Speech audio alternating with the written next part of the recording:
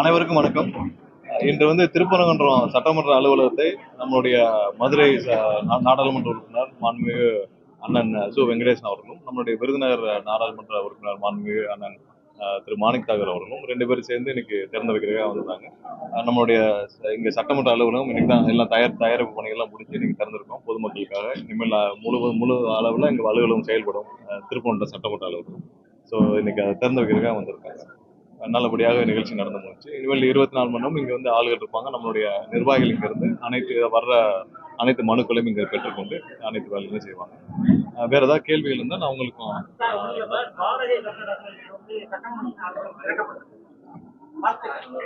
அதே சமயத்துல ஒரு 80 லட்சம் ரூபாய் செலவுல கவர்மெண்ட்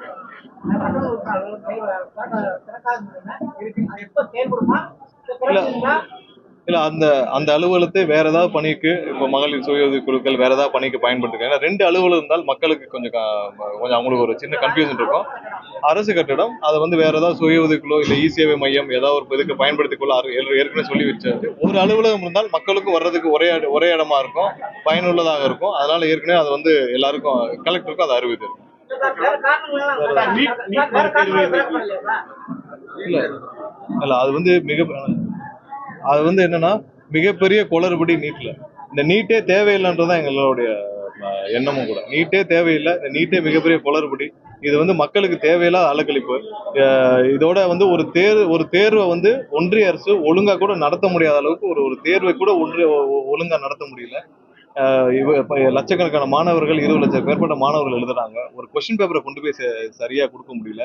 சென்டர்ஸும் கம்மியான சென்டர்ஸ் தான், பெரிய அளவுலாம் இல்லை. இதை விட பெரிய தேர்வுகள்லாம் இந்தியா முழுவதும் நடக்குது. சென்டர்ஸும் கம்மியான சென்டர்ஸ் தான். என்னன்னா இவர்களால இத்தனை வருஷம் ஆகியும் ஒரு தேர்வுல கூட மெச்சூரிட்டி இல்லை. வர்ற மாணவர்களை தான் நீங்க வளையல கழட்டு, தோட கழட்டு, துப்பட்டாவை கழட்டுங்கிறீங்க. நீங்க போய் கொஸ்டின் பேப்பர் கூட ஒழுங்கா போய் சேர்க்க முடியல. அதை செய்ய முடியாம நீங்க வர்ற மாணவர்களையும் ஃப்ரிஸ்கிங் பண்றீங்க, கையில இது பண்றீங்க, ஒரு சின்ன கம்மல் கூட போட விட மாட்டேங்கிறீங்க. அவ்வளவு தூரம் பண்ற நீங்க கொஸ்டின் பேப்பர் கூட கொண்டு போய் சேர்க்க முடியல. அதை கூட கண்டிப்பா இது பண்ண முடியல. மற்ற மாநிலங்கள், அதாவது தென் மாநிலங்கள்லாம் நல்லா இருக்கு. அவர்கள் பாரதிய ஜனதா கட்சி இருக்கிற மாநிலங்கள்லயும் அவங்க இருக்கிற மாநிலங்கள்ல மட்டும் தான் இந்த தவறு நடக்குது. இப்போ கடந்த 2-3 வருஷங்களாவே இந்த தவறு நடந்துகிட்டே தான் இருக்கு. ஆயிரக்கணக்கான பேர் இந்த தேர்வு எதுக்கு வச்சாங்க? நல்ல மாணவர்கள், தகுதியான மாணவர்கள் உள்ள வந்தாங்க. அதுக்கான இதுவே பர்பஸே சால்வ் ஆகல. ஆயிரக்கணக்கான பேர் சும்மா இந்த மாதிரியான தவறான முறையில் உள்ள வந்துட்டு இருக்காங்க. போன வருஷம் வந்துச்சு. சுப்ரீம் கோர்ட் வேற வழி எல்லாம் கடைசி நேரத்துல அப்ரூவ் பண்ணி இதை இனிமேல் தடுக்க முடியாத அளவுக்கு சுப்ரீம் கோர்ட் விட்டாங்க. திரும்ப அடுத்ததாவது திருத்துவாங்கன்னு பார்த்தா இன்னும் அதை விட கொடுமை. இப்ப 2வது தடவை எழுதுறாங்க. இப்ப போன வாரம் ஒரு மாணவர் தற்கொலை செய்து கொண்டார். இதுக்கு யாரு பொறுப்பாளர்? இதுக்கு மோடி தான் பொறுப்பானோம். இந்த தவறுக்கு கண்டிப்பா மோடி தான் பொறுப்பா இருக்கணும். இனிமேலாவது தவறை இந்த நீட்டு தேர்வை முழுமையாக ரத்து செய்துவிட்டு முன்னாடி எப்படி ப்ராசஸ் வச்சு அதே மாதிரி போலாம். மாணவர்களுக்கு 2 சுமை. இந்த புக்கையும் படிக்கணும், அந்த புக்கையும் படிக்கணும். ஒண்ணு இவங்க என்ன பண்ணிட்டாங்க, தனியார் கொள்ளையடிக்கிறதுக்கு, தனியார்கள் இன்னைக்கு நிறைய டியூஷன் சென்டர் திறக்கிறதுக்கும் இந்த நீட்டு டியூஷன் சென்டர் திறக்கிறதுக்கு தான் வழிவகை செஞ்சு கொடுத்தாங்க தவிர்த்து வேற எந்த வகையிலும் இது இல்லை. ஒவ்வொரு பெற்றோருக்கும் மாசத்துக்கு இல்ல வருஷத்துக்கு ஒரு 2-3 லட்ச ரூபாய் எக்ஸ்ட்ரா செலவுகளை இந்த 11ஆம் வகுப்புல இருந்து இதை ஆரம்பிச்சிருக்காங்க. நீட் கோச்சிங் சென்டருக்கு ஒரு 2-3 லட்ச ரூபாய் எக்ஸ்ட்ரா செலவு தான் பண்ணி கொடுத்துருக்காங்க. ஒவ்வொரு மாநிலத்திலையும் ஒரு 700-800 கோடியாவது தனியாருக்கு, யாருக்காவது டியூஷன் சென்டருக்கு இந்த நீட்டு தேர்வு பயிற்சி மையங்களுக்கு போற மாதிரி பண்ணி கொடுத்தாங்க தவிர வேற யாருக்குமே பிரயோஜனம் இல்லை. நாகதால் விவகாரத்துல கடந்த 40 வருடங்களா இந்த அரசியல் கட்சி, நம்ம கர்நாடக அரசியல் கட்சி பொலிட்டிக்கல் அஜெண்டாவா யூஸ் பண்ணிருக்காங்கன்னு சொல்லி டி.கே. சிவகுமார் சொல்லியிருக்காரு. காங்கிரஸ் கட்சி இல்ல, இதை கண்டிப்பா கர்நாடகத்தில் இருக்கிற எல்லா கட்சிகளும் இதை பொலிட்டிக்கலா மட்டும்தான் யூஸ் பண்றாங்க. கர்நாடகாவில் இருக்க எல்லா கட்சியும், எந்த கட்சி வந்தாலும் நம்ம இதை நம்ம லீகலான ஸ்டாண்டில் தான் நம்ம யூஸ் பண்ண போறோம். இதுல எந்த மாற்று கருத்தும் இல்லை. கர்நாடகாவில் யாரு வந்தாலும் அவங்க பொலிட்டிக்கலா இதை யூஸ் பண்ணிட்டே தான் இருக்கிறாங்க. இதுல 30-40 வருஷமா நம்மளும் பார்த்துட்டு இருக்கோம். எந்த அரசு வந்தாலும் அவங்களோட எலெக்ஷன் டைம்லயோ இதெல்லாம் யூஸ் பண்ணிட்டு இருக்காங்க. கண்டிப்பா நம்ம அதை அனுமதிக்க போவதில்லை. நாங்க இங்க இருக்கிற அனைத்து கட்சிகளும் நேற்று போட்ட தீர்மானத்திற்கு, நம்மளோட இதுல முதல்ல கொண்டு வந்த தீர்மானத்திற்கு அனைவரும் ஆதரவு தெரிவிச்சிருக்காங்க. இதே ஸ்டாண்டு தான் நம்மளும் இருப்போம். நம்ம சட்டப்பூர்வமாக எப்படி நம்மளுடைய உரிமை நிலைநாட்ட முடியுமோ அதான் நம்ம. முதல்வன் திட்டத்தை சிக்கல் விட்டுறாங்க, எங்களோட ஸ்கீமை தான் இது பண்றாங்கன்னு சிஎம் ஸ்டாலின் சொல்றாரு. இல்ல, யாரும் எதையும் ஸ்டிக்கர்லாம் ஓட்டலைங்க. அந்த திட்டத்தோட பெயர் புரியுற முறையா இருக்கணும். நீங்க அது ஸ்கில் டெவலப்மெண்ட், திறன் மேம்பாடு பண்ற ஒரு டிபார்ட்மெண்ட். நீங்க நான் முதல்வர்னா நிறைய பேர் கன்ஃபியூஸ் ஆறாங்க. ஏதோ சிஎம் அடுத்து முதல்வர் ஆக்குறதுக்கு ஏதோ நடக்குது போல நினைச்சுக்கிறாங்க. அதுதான் அவங்க வீட்டுல வாரிசு அடிப்படையில் நடக்குது. அப்புறதுக்கு இப்படி ஒரு பேரு. அது ஸ்கில் டெவலப்மெண்ட். அதனால ஸ்கில் டெவலப்மெண்ட் மாத்திருக்கோம். அதனால ஒன்றும் பெருசாலாம் திட்டம் தொடருது. பேர் மட்டும் கன்ஃபியூசிங்கா இருக்கு. யாருக்காவது நான் முதல்வன் திட்டம் என்னன்னு கேட்டு பாருங்க, யாருக்குமே தெரியாது. திறன் மேம்பாடு தான் அங்க அதோடைய அந்த டிபார்ட்மெண்டோட வேலை திறன் மேம்பாடு. திறன் மேம்பாடுன்னு ஸ்கில் டெவலப்மெண்ட் மாத்திருக்கோம். அவ்வளவுதான். இது ஒன்றும் பெரிய பெரிய சேஞ்சஸ். தேர்தலுக்கு பிறகு கூட்டணி சொல்லல அப்படியே பேசினாலும் இப்ப என்ன வெளியே சொல்லலாம் அரசு வாரி இல்ல அதோடைய விளைவு தானே 2 பேரும் அனுபவிச்சுட்டு இருக்காங்க. 2 பேரும் வந்து கூட்டணி வேணும்னு சொல்லி 2 பேரும் பேசிட்டாங்க. 2 பேரும் கூட்டணி போறதுக்கு முடிவு இருக்காங்க. 2 பேரும் போய் பார்க்கட்டுமே, மக்களை சந்திக்கட்டுமே.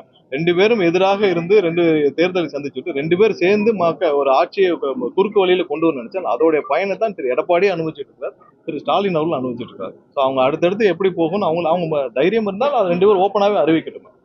திரு ஆர்.எஸ். பாரதி சொன்ன மாதிரி நாங்க 2 பேரும் சேர்ந்து தான் வந்து திரைமறைவா இருந்ததை இன்னைக்கு கொஞ்சம் கொஞ்சமா ஒத்துக்கிட்டாங்க.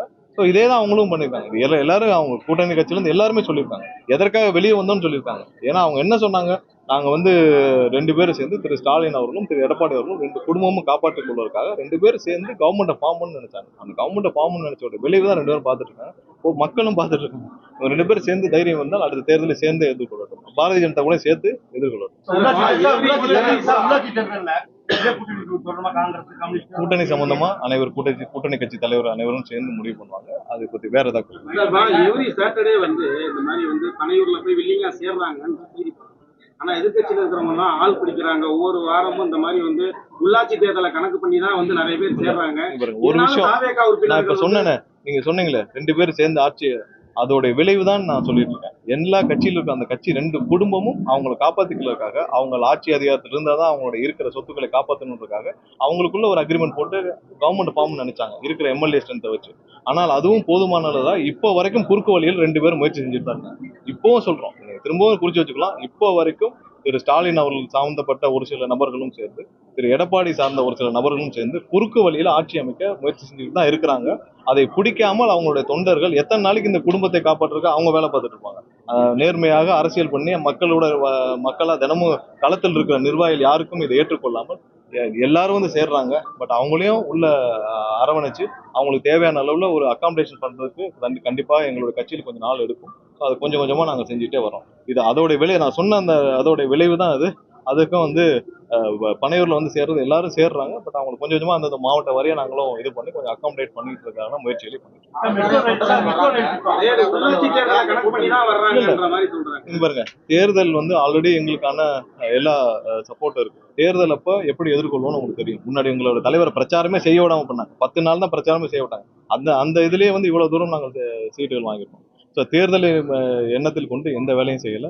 இது அங்கிருந்து வர்றவங்க கண்டிப்பா எல்லாத்தையும் வெறுத்து 40-50 வருஷம் திமுகலையும் அதிமுகல பயணிச்சவங்க, 50 வருஷம் பயணிச்சவங்க அவங்களுடைய எம்எல்ஏ பதவியை ராஜினாமா செஞ்சுட்டு இது இனிமேல் எடப்பாடின்ற ஒரு நபர் கூட நாங்க பயணிக்க முடியாதுன்ட்டு வெளியே வர்றாங்க.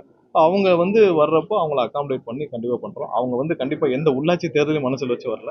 அவங்க இனிமேல் அப்படி ஒரு தலைவர்கிட்ட பயணிக்க முடியாதுன்னு சொல்லிட்டு வெளியே வராங்க. அதான் அதோடைய தமிழ்நாட்டு முதலீடுகள் புறாமே வந்து ஆந்திராவுக்கு போகுதுன்னு சொல்லிட்டு திமுக சொல்றாங்க.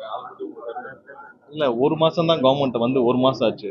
இப்ப இதுக்கான முயற்சிகள் வந்து பல மாதங்களா நடந்திருக்கும். ஒரு முதலீடு கொண்டு வராங்கன்னா அவங்க வந்து கண்டிப்பா அதோட ஃபீசிபிள் ஸ்டடி எல்லாம் பண்ணிருப்பாங்க. பல மாசங்களுக்கு முன்னாடி ஆராய்ச்சி எல்லாம் முடிச்சு எங்க ஃபீசிபிள் இருப்பாங்க, அப்ப யாரு காரணமா இருக்கும். ஸோ 1 மாசம் 4 வாரம் தான் ஆயிருக்கு கவர்மெண்ட். அந்தந்த மினிஸ்டர் பொறுப்பேற்று கரெக்டா 4 வாரம் தான் இருக்கு. ஸோ இனிமேல் தான முயற்சிகள், நம்ம என்ன மாதிரி கொள்கைகள் கடைபிடிக்கிறோம், எல்லாத்திலையும் எப்படி நம்ம வந்து அவங்களுக்கான வசதிகள் செஞ்சு கொடுக்குறோம், என்னென்ன மாதிரியான திட்டங்கள் இங்க வேணும், என்னென்ன மாதிரியான இண்டஸ்ட்ரீஸ் வேணும். இப்போ திருப்பூர் சைட்லன்னா அதுக்கான இண்டஸ்ட்ரீஸ் என்ன வேணும், கோயம்புத்தூர் சைட்ல என்ன இண்டஸ்ட்ரி வேணும், இதெல்லாம் நம்ம திட்டமாக வகுத்து நம்ம பண்ண முடியும். இனிமேல் தான் பண்ண முடியும். ஏற்கனவே வந்தவர்கள்லாம் போனாங்கன்னா அதுக்கு முக்கிய காரணம் போன அரசு செய்த தவறுகளால் அவங்க போயிட்டாங்க. அதுக்கான ஃபீசிபிலிட்டி இல்லை, அதுக்கான அவங்க தேவையான ஒத்துழைப்பு இல்லை, சிங்கிள் விண்டோ சிஸ்டம் இல்லை. முன்னாடிலாம் போகணும்னா மாப்பிள்ளையை பார்க்கணும், பையனை பார்க்கணும், மாப்பிள்ளையோட ஃப்ரெண்ட்ஸை பார்க்கணும், பையனுடைய ஃப்ரெண்ட்ஸை பார்க்கணும். இவங்களெல்லாம் பார்த்து தான் நீங்கள் உள்ள கம்பெனி வரணும். அப்புறம் பார்த்தீங்கன்னா 2 பேரும் சேர்ந்து இவ்வளோ எங்களுக்கு வந்து முதலீடு வேணும், இல்லை எங்களுக்கு வந்து பார்ட்னர்ஷிப் கொடுவாங்க, எங்களுக்கு ஸ்கிராப் எனக்கு கொடுவாங்க, உனக்கு நீங்கள் ரா மெட்டீரியல் உனக்கு கொடுவாங்க, நான் சொல்கிறதுல நீ இடம் வாங்கணும், நான் தான் ரியல் எஸ்டேட் வாங்கி கொடுப்பேன்னு வாங்க. இப்படிதான் நடந்திருக்கு. ஏதாவது ஒரு கம்பெனி மாப்பிள்ளையும் பையனையும் பார்க்காம வந்திருக்காங்களா? இதெல்லாம் கடந்து இவ்வளவு கஷ்டப்பட்டு யாரும் உள்ள வந்து தொழில் செய்யாம வேற மாநிலத்துக்கு போனாங்க. இனிமேல் அந்த சூழ்நிலை இருக்காது. அந்த துறை அமைச்சர் சொல்லிருக்காங்க சிங்கிள் விண்டோ சிஸ்டத்துல இதெல்லாம் ஃப்ரேம் பண்ணி கொண்டு வரதுக்கு 4 ஆகும். 3 வாரம் தானே இருக்கு. 4 வாரம் இருக்கு, பொறுத்திருந்து பாருங்க.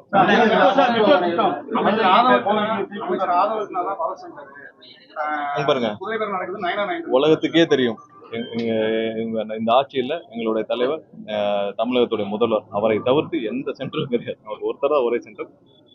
நன்றி.